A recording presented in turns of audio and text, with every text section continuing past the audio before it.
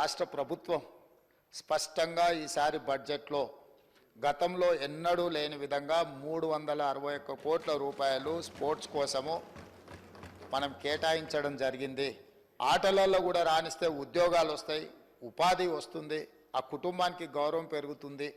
ఈ విషయం ప్రపంచానికి తెలవడం కోసమే ఈరోజు నిఖత్ జరీన్కి ఆర్థిక సాయం అందించినాం. జూబ్లీహిల్స్ బంజారాహిల్స్ ప్రాంతంలో ఇల్లు కట్టుకోవడానికి 600 గజాల ప్లాట్ ఇచ్చినాం. చదువు కంటే కూడా క్రీడలలో రాణిస్తే తప్పకుండా ఉద్యోగ భద్రత ఉంటుందని ఇంటర్మీడియట్ పాస్ అయిన సిరాజ్కు మనం ఇస్తున్న గ్రూప్ 1 జాబ్కి యాక్చువల్గా డిగ్రీ క్వాలిఫై అయి ఉండాలి. మనం ఆ ఎడ్యుకేషన్ కూడా ఎగ్జామ్షన్ ఇచ్చి మరి మనం సిరాజ్కి ప్రభుత్వ ఉద్యోగం ఇవ్వడం జరిగింది. అధ్యక్ష, నిఖత్ జరీన్ గ్రాడ్యుయేట్ కాబట్టి వారికి కూడా మనము గ్రూప్ 1 డిఎస్పీ కార్డర్ పోస్ట్ ఇవ్వడం జరిగింది. తెలంగాణ రాష్ట్రంలో కంప్లీట్గా స్పోర్ట్స్ పాలసీని తీసుకురాదలుచుకున్నాము. స్పోర్ట్స్ స్టేడియంలను కూడా ప్రోత్సహించడానికి ఈరోజు ప్రభుత్వం దాని మీద ప్రత్యేకంగా దృష్టి పెట్టినాం. వీలైనంత మేరకు మండలానికి ఒక మంచి మినీ స్టేడియంను నిర్మిస్తే నిజంగానే ఉపయోగం ఉంటుంది. బీసీసీఐతో మాట్లాడుతున్నాం. నిన్న ఎక్కడైతే బేగర్ కంచెలో మనము స్కిల్స్ యూనివర్సిటీని ప్రారంభించుకున్నామో దాని పక్కనే బీసీసీఐని ఒక ప్రపంచ అంతర్జాతీయ స్థాయి క్రికెట్ స్టేడియంను నిర్మించడానికి మేము భూమి కేటాయిస్తాం.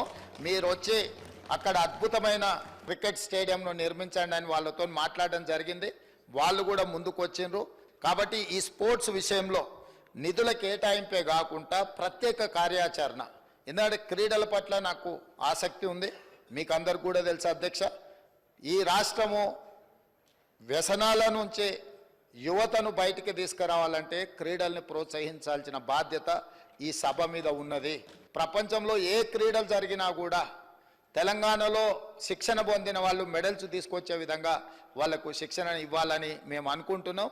మీ మద్దతు ఉండాలని కోరుకుంటున్నాం. అధ్యక్ష, తమరు అనుమతిస్తే ఒక ఆల్ పార్టీతోని ఒక కమిటీ వేయండి.